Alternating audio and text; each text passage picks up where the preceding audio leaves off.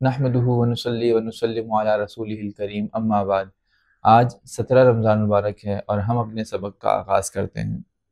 وَكَانَ رِزْقُهُ كَفَافًا فَصَبَرَ عَلَى ذَلِكَ، فرمایا کہ مومن وہ ہوگا جو میرا قریبی ہوگا جس کا رزق بدرجہ کفاف ہو، یعنی اس کے پاس بہت زیادہ مال کی فراوانی نہیں ہوگی، بلکہ عام طور پہ وہ لوگ میرے زیادہ قریب ہوں گے جو غریب ہوں گے، فقیر ہوں گے اور ایسے ہوں گے مسکین کہ جن کے پاس بقدر کفایت ہی رزق ہوا کرتا تھا۔ فصبر علی ذالک، اور وہ اس کے اوپر صبر کرنے والا ہو، یعنی وہ اس پر شکوہ شکایت نہیں کرتا اپنی تنگ دستی کے اوپر، اپنی کمی کے اوپر، بلکہ اس کے اوپر اللہ تعالیٰ سے صبر کرتا ہے، اجر کی امید رکھتا ہے۔ فرمایا کہ یہ آدمی جو ہے میرے زیادہ قریب ہوگا۔ ثم نقر بیدیہ فقال عجلت منیتہ وقلت بواکیہ قلت راسہ، پھر اللہ کے رسول نے ایک چٹکی بجائی اپنے ہاتھ سے اور فرمایا کہ عجلت منیتہ، کہ اس کی موت بڑی جلدی سے آ جاتی ہے، یعنی یہ چونکہ پیسہ تو ہوتا نہیں ہے، لمبے علاج معالجے اس کے ہو نہیں پاتے، تو بس ایک دم ہی کہیں ہارٹ اٹیک ہوا اور سیدھا اللہ کو پیارا، یا ایک دم کہیں حادثہ ہوا اور سیدھا اللہ کو پیارا۔ زیادہ بیماری کے مراحل کے اندر عام طور پہ یہ نہیں رہتا۔ قلت بواکی، لوگ زیادہ جانتے بھی نہیں تھے تو رونے والے بھی بہت کم ہیں اس کے اوپر۔ وقلت راسہ، اور چونکہ دنیا میں ساز و سامان تو جمع کر کے رکھنے کی اس کی عادت ہی نہیں تھی تو ورثہ کے جھگڑے پھڈے بھی کم ہیں اس کے اوپر۔ فرمایا یہ آدمی اللہ کی نگاہ میں میرے ایک زیادہ قریب ہوگا جو ایسا ہوگا کہ جس کے پاس ساز و سامان کم ہوگا، نمازوں کا وافر حصہ ہوگا، اللہ کی عبادت اور اطاعت کرتا ہوگا پوشیدگی کے ساتھ، رازداری کے ساتھ، اور یہ لوگوں کے اندر اشارے نہیں کیے جاتے ہوں گے اس کے اوپر کہ یہ اتنا مشہور و پاپولر ہو۔ وَكَانَ رِزْقُهُ كَفَافًا، بقدر کفایت اس کا رزق ہوگا، فٹافٹ اس کو موت آئے گی اور آنن فانن جو ہے اس کا حساب کتاب ہو جائے گا، اس پہ نہ رونے والے زیادہ ہوں گے نہ ہی اس کے جو ہے وراثت میں جھگڑنے والے زیادہ ہوں گے۔ وبهذا الاسناد عن النبي صلی اللہ علیہ وسلم قال عرض علی ربی لیجعل لی بطحاء مکہ ذهبا، اور اسی سند سے اللہ کے رسول صلی اللہ علیہ وسلم نے ارشاد فرمایا کہ مجھ پر میرے رب نے یہ پیشکش کی کہ میں تمہارے لیے اس مکہ کے پہاڑ کو سونے کا بنا دوں۔ فرمایا قلت لا، میں نے اس سے انکار کر دیا، یعنی اللہ تعالیٰ تو مجھے اتنا زیادہ دینا چاہتے تھے کہ اگر اے محمد آپ کہیں تو ان پہاڑوں کو سونے کا بنا دیں اور آپ سونے سے پھر مالا مال ہو جائیں، لبالب بھر جائیں اور آپ ہر ایک کے اوپر خرچ کیا کریں۔ میں نے کہا نہیں اے میرے رب، ولیکن اشبع یوما واجوع یوما، میں چاہتا ہوں کہ ایک دن پیٹ بھر کے کھاؤں اور ایک دن بھوکا رہوں، روزہ رکھوں۔ او قال ثلاثا او نحو ذلك، یا آپ صلی اللہ علیہ وسلم نے 3 مرتبہ کہا،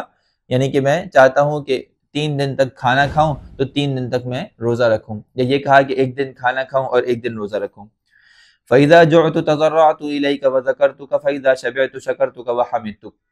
جب میں بھوکا ہوں تو میں آپ کی تضرع زاری کروں، آپ کے سامنے عاجزی کروں، اے اللہ میرے کھانے کا انتظام کرا دے، اے اللہ میرے پینے کا انتظام کرا دے، میں آپ کی طرف متوجہ رہوں گا، اگر مجھے پہلے سے میسر ہوگی ہر چیز تو میں آپ کی طرف توجہ کیوں کروں گا؟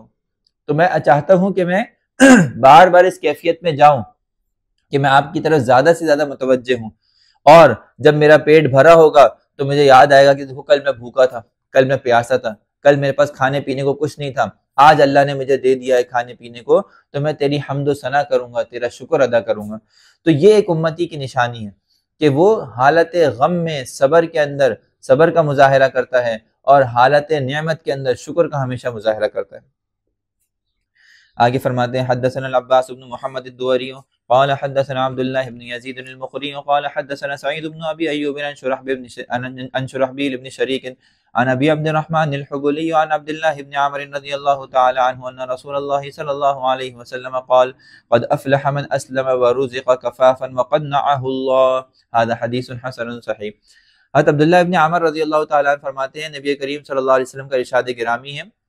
تحقیق کامیاب ہو گیا، قد افلح، تحقیق کامیاب ہو گیا وہ آدمی، من اسلم، جو اسلام لے آیا، ورزق کفافا، اور اس کو بقدر کفایت کھانے پینے کا اور روزی اس کو عطا کر دی گئی، وقنعہ اللہ، اور اللہ تعالیٰ نے اس کو قناعت کی دولت سے مالا مال کر دیا۔ واقعی اس آدمی سے زیادہ پرسکون زندگی کسی کی نہیں ہو سکتی۔ ایک آدمی کروڑ پتی ہو لیکن اس کی راتوں کی نیند اڑی ہو صرف اس وجہ سے کہ میرے پاس اگلے کروڑ کیوں نہیں آ رہے، اس سے لاکھ درجے اچھا وہ آدمی ہے جس کے پاس کروڑوں نہیں ہیں لیکن سکون کی نیند سوتا ہے، اللہ تعالیٰ نے اس کو قناعت کی دولت سے نوازا ہے، اور اس کو کوئی اس بات کی ٹینشن نہیں ہے کہ میرے ساتھ 1 مہینے بعد کیا ہوگا، 1 سال بعد کیا ہوگا۔ وہ اللہ کے وعدوں پر یقین رکھتا ہے کہ رزق تو میرا آسمان سے نازل ہوگا۔ اگر انسان کی دنیا کے اندر 7ویں بر اعظم میں بھی رزق لکھا ہے تو وہ اس تک پہنچ کے رہے گا، اس کے بغیر اس کو موت نہیں آئے گی۔ اس وعدے اور یقین کے ساتھ وہ زندگی گزارتا ہے۔ فرمایا یہ اللہ کے یہاں بڑا محبوب ہے۔ حدثنا عباس بن محمد الدوري قال حدثنا عبد الله بن يزيد المقري قال حدثنا حياة بن شريح قال أخبرني أبو خاني الخولاني أن أبا عمرو بن مالك الجنبي أن أبا علي عمرو بن مالك الجنبي أخبره عن فضالة بن عبيد أنه سمع رسول الله صلى الله عليه وسلم يقول طوبى لمن هدي للإسلام وكان عيشه كفافا وقنعا۔ یہ بھی ماقبل والی حدیث کی طرح ہے، نبی کریم صلی اللہ علیہ وسلم سے انہوں نے یہ بات سنی۔ فضالہ ابن عبید فرماتے ہیں کہ طوبى خوشخبری ہو اس آدمی کے لیے، لمن ہدی للاسلام، جس کو اسلام کی ہدایت دے دی گئی۔ اسلام سے بڑی نعمت اللہ تعالیٰ کی اس دنیا میں کوئی نہیں ہے، جس کو اللہ نے اسلام کی دولت سے نواز دیا، اس سے بڑا اللہ تعالیٰ کا منعم علیہ کوئی نہیں ہے کہ جس پر انعام کیا گیا ہو۔ وَكَانَ عَيْشُهُ كَفَافًا وَقَنَعًا، اور اس کو بقدر کفایت رزق کو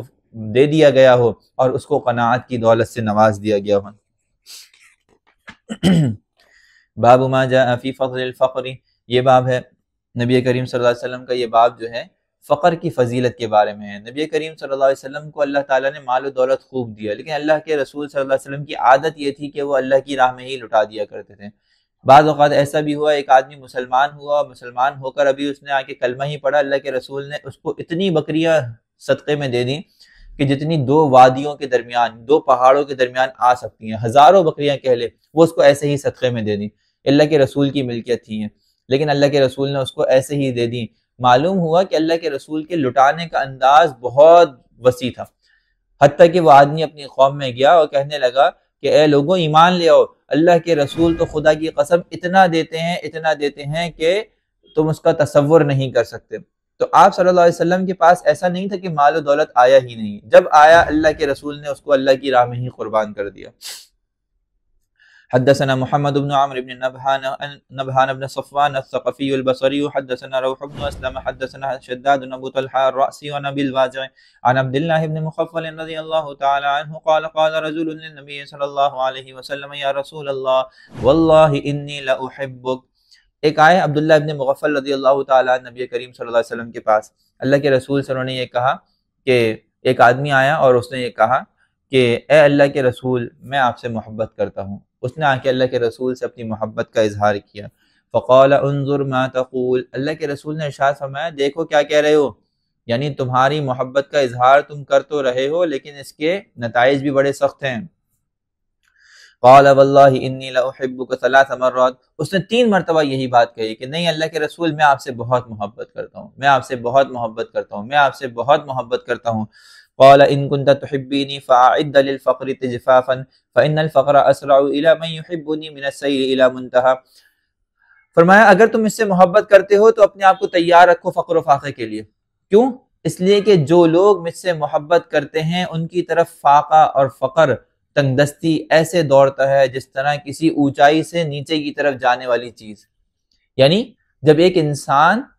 اللہ کے رسول سے محبت کا دعوے دار ہو تو اس کے تقاضوں سے بھی واقف ہونا چاہیے کہ اللہ کے رسول کی محبت کا دعویٰ اتنا ہلکا نہیں ہے، اگر تم کو یہ دعویٰ کرنا ہے تو پھر اس کے نتائج کو بھی تمہیں برداشت کرنا پڑے گا۔ اور اس کا سب سے پہلا نتیجہ یہ ہے کہ جو اللہ کے رسول صلی اللہ علیہ وسلم سے محبت کرتا ہے اللہ تعالیٰ خود بخود فقر و فاقے والی زندگی میں اس کو لے جاتے ہیں،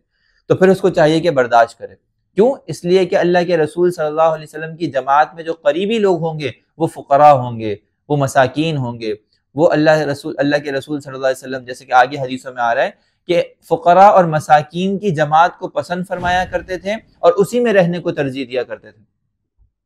دیکھیں دنیا کے اندر مالدار کم ہوتے ہیں، فقراء زیادہ ہوتے ہیں، تو آپ صلی اللہ علیہ وسلم مال کمانے کے لیے انسان کو بہت محنت کرنی پڑتی ہے، فقیر رہنے کے لیے اتنی محنت کی ضرورت نہیں ہے، تو آپ نے اس طبقے کو اختیار کیا کہ جس کو ایک انسان بآسانی اختیار کر سکتا ہے کہ ٹھیک ہے کہ ایک انسان اگر فقر و فاقے والی زندگی چاہتا ہے، ضروری نہیں ہے کہ اس آدمی کے لیے بہت سارا مال ہو تو ہی فقیر بنے، نہیں، ایک آدمی بقدر کفایت پر راضی رہتا ہے، خوش رہتا ہے، اس کا مطلب یہ ہے کہ وہ فقر کے اوپر تیار ہے اور نبی کریم صلی اللہ علیہ وسلم کے محبوب لوگوں میں شامل ہے۔ تو چونکہ انہوں نے کہا ان صحابی نے کہ اللہ کے رسول میں آپ سے محبت کرتا ہوں، تو آپ نے فرمایا کہ محبت کے پھر تقاضوں میں عمل کرنا پڑے گا، اس کو برداشت کرنا پڑے گا۔ پہلا تقاضا یہ ہے کہ پھر تمہاری طرف تنگ دستی اور فقر و فاقہ، اس میں خوشخبری بھی ہے ان لوگوں کے لیے جو مال و دولت کے اعتبار سے کم ہوں، کہ دیکھیں یہ اللہ کے رسول صلی اللہ علیہ وسلم کی محبوب جماعت کا شیوہ اور طریقہ ہے۔ ٹھیک ہے اللہ تعالیٰ نے مال و دولت نہیں دیا، لیکن اگر وہ اس نیت سے رہیں فقر و فاقے کے ساتھ کہ ہم اللہ کے رسول صلی اللہ علیہ وسلم سے محبت کرتے ہیں، اس لیے ہم اس فقر و فاقے کی زندگی میں رہتے ہیں، تو یہ بھی اللہ تعالیٰ کی ہاں انشاءاللہ اللہ کے رسول کے محبوب لوگوں میں شامل ہونے کا ذریعہ بن جائے گا۔